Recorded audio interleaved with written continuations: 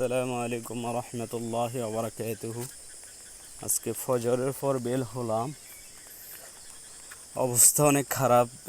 কি বলবো আসলে, ফেনীর অবস্থা, ফেনীতে বন্যা মনে হয় এবছর হওয়ার সম্ভাবনা বেশি, অনেক বেশি। এই যে দেখতে পাইতেছেন, নদীর পানি কিন্তু প্রায় জমির সমপরিমাণ হয়ে গেছে। এই যে যেটা দেখতে পাইতেছেন সামনে অনেক বড়, এটা হচ্ছে নদী। তো নদীর পানি অনেক পরিমাণে বেড়ে গেছে, এদিকেই ঢুকতেছে। ফেনী মানুষের এবারের হালতও অনেক খারাপ হইতে পারে, আল্লাহ ভালো জানে। জমি সবগুলো কিন্তু ভরপুর পানি। এই যে এই জমিগুলা কিন্তু সবগুলা ভরপুর পানি হয়ে গেছে। ওইটা নদীতে তো জমি সম পরিমাণ পানি। যদি আল্লাহ, যদি আর একটু বৃষ্টি হয় তাহলে তো একেবারে শেষ, সব ভেসে যাবে।